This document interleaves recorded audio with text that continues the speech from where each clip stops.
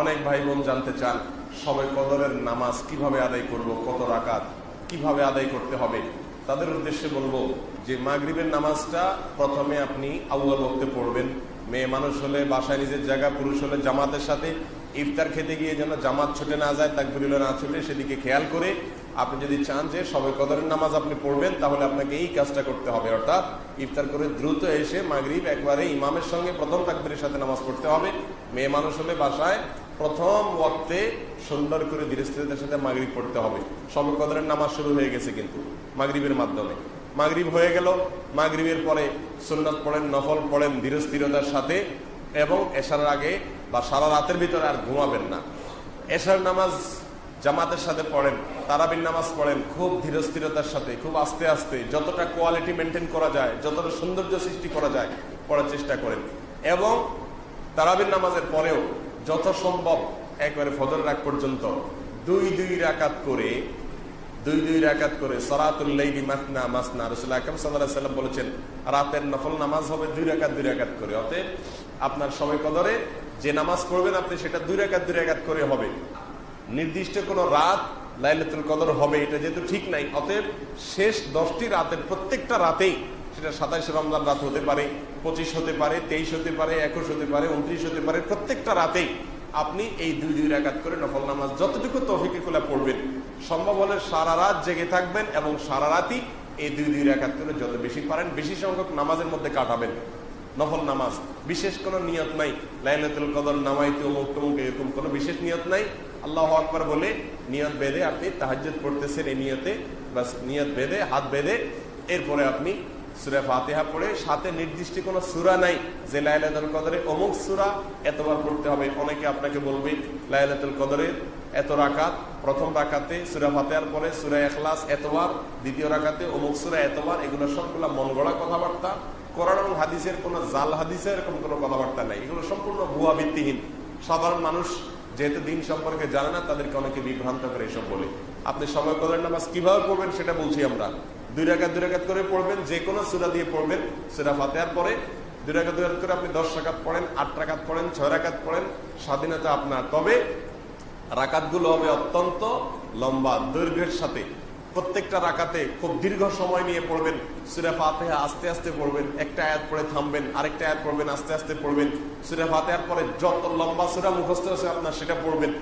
একবারে যদি মনের চাহিদা না মেটে তো আবার পড়েন, একই সূরা 2 বা 3 বার পড়েন, সমস্যা নেই। 4-5টা সূরা 1 রাকাতে পড়েন, অসুবিধা নাই। আলাম তারা থেকে নাস পর্যন্ত 1 রাকাতে পড়ে ফেলান, কোনো অসুবিধা নাই। আপনার রাকাত লম্বা করা দরকার, দীর্ঘ রাকাত করেন।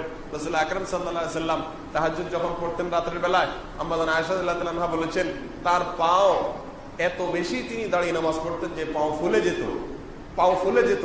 তখন তাকে জিজ্ঞাসা করলাম, ইয়া রাসূলুল্লাহ, আল্লাহ তো আপনাকে মাফ করে দিয়েছেন, আপনার পিছনের সমস্ত গুনাহ মাফ হয়ে গেছে, তাহলে আপনি কেন এত কষ্ট করেন?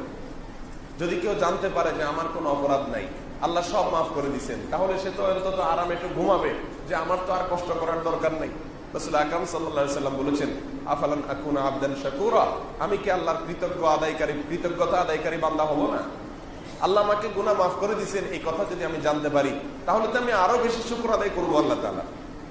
মুহতারাম হাজিরিন, এজন্য লম্বা সময় নিয়ে তিনি তাহাজ্জুদ পড়তেন। তার তাহাজ্জুদের অবস্থা বর্ণনা করতে গিয়ে আম্মা জান আয়েশা বলেছেন, লা তাসআল আন হুসনিহিন্না ওয়া তুলিহিন্না, আল্লাহ রাসূলের রাতের নামাজের সৌন্দর্য, কোয়ালিটি, বিউটি, তার নামাজের যে দৈর্ঘ্য, এগুলো আর কি বলবো, এগুলো বলে বোঝানো যাবে না। যখন দাঁড়িয়ে কেরাত পড়তেন মনে হয় তিনি আর জীবনে রুকুতে যাবেন না, এত কেরাত পড়তেন, এত লম্বা সময় লেগে পড়তেন। যখন রুকুতে যেতেন এত তাসবিহ পড়তেন মনে হয় আর মাথা জীবনে উঠাবেন না। যখন মাথা উঠাতেন দাঁড়িয়ে আল্লাহ প্রশংসা শুরু করতেন মনে হয় আজ সিজদা যাবেন না। সিজদা গেলে সুবহান রাব্বিল আলা বলতে বলতে আল্লাহর প্রশংসা করতে করতে এত মজা পাইতেন, আল্লাহকে সামনে পেয়ে আল্লাহর প্রশংসা করে আর মনে হয় সিজদা থেকে উঠবেন না। হাদিসে রাসূল করিম সাল্লাল্লাহু আলাইহি ওয়াসাল্লাম বলেছেন, বান্দা যখন সিজদায় যায় তখন আল্লাহর সবচেয়ে কাছে চলে যায়। কেউ যদি চায় আল্লাহর আরশের দুয়ারে গিয়ে, আল্লাহর রহমতের চৌকাঠে গিয়ে, আল্লাহর আরশের দরজায় গিয়ে আল্লাহর কাছে সঙ্গে সঙ্গে মুখোমুখি হয়ে আল্লাহর কাছে চাইবে, তাহলে তার জন্য একমাত্র উপায় হলো সিজদায় গিয়ে যাওয়া আল্লাহর কাছে। সিজদায় গিয়ে চাওয়া।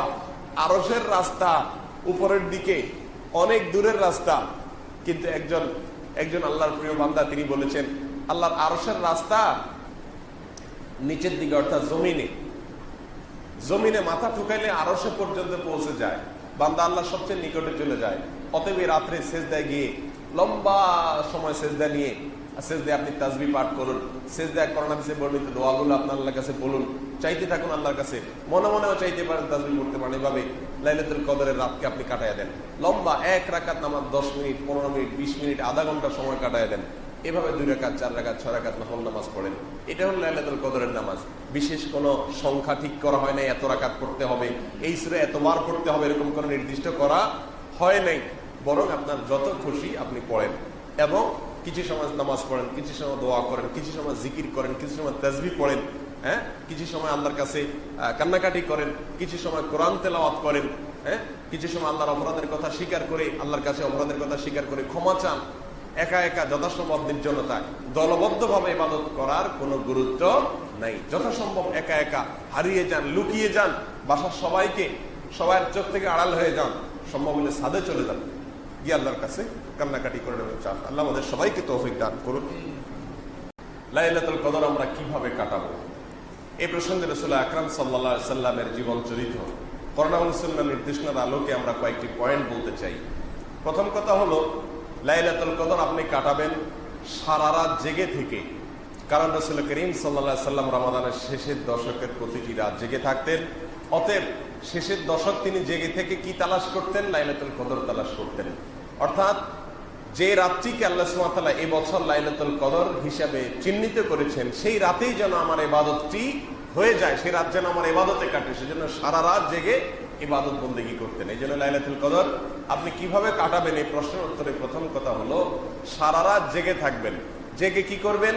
প্রথম কাজ হলো জেগে দাঁড়িয়ে ইবাদত করবেন। তারাবির সালাত আদায় করলেন, শুধু এটাই শেষ না, তারাবির সালাতের পরে 2 রাকাত করে নফল নামাজ যত খুশি পড়বেন এবং প্রতি রাকাত যত বেশি পারেন দীর্ঘ করবেন, লম্বা করবেন। দাঁড়িয়ে কেরাত পড়বেন, এত বেশি কেরাত, লম্বা কেরাত পড়বেন যে দাঁড়াতে দাঁড়াতে পা ফুলে যাওয়ার অবস্থা হয়ে যায়। আপনার যদি খুব বেশি কোরআন মুখস্থ না থাকে, একই সূরা বারবার পড়েন, কোনো অসুবিধা নেই। একই রাকাতে একই সূরা বারবার পড়তে থাকেন এবং আস্তে আস্তে পড়েন। প্রতিটি আয়াতের পরে ওয়াকফ করেন, থামেন, ধীরে ধীরে পড়েন, সম্ভব হলে বুঝে বুঝে পড়েন। এবং তেলাওয়াত করার পরে রুকুতে যাওয়ার আগে, তেলাওয়াতের পরে একটু গ্যাপ দেন, তারপরে রুকুতে যান। রুকুতে গিয়ে প্রতিটা তাসবিহ খুব ধীরে ধীরে পড়ুন। সুবহান রাব্বিয়াল আযীম, সুবহান রাব্বিয়াল আযীম, আমার মহান রব পবিত্র, আমার মহান রবের পবিত্রতা বর্ণনা করছি। সুবহান রাব্বিয়াল আযীম, আস্তে আস্তে বলুন, ধীরে ধীরে বলুন, অক্ষ করে করে বলুন, দীর্ঘ সময় বলতে থাকুন। আল্লাহর পবিত্রতা বর্ণনা করতে করতে রুকুতে মাজা ব্যথা হওয়া পর্যন্ত রুকুতে থাকেন। এরপরে রুকু থেকে উঠে দাঁড়িয়ে যান, দাঁড়িয়ে আবার সামি আল্লাহু লিমান হামিদা, রব্বানা ওয়া লাকাল হামদ, অথবা রব্বানা লাকাল হামদ, অথবা আল্লাহুম্মা রব্বানা লাকাল হামদ, সবগুলাই পড়া যাবে, সবগুলাই হাদিসে আছে।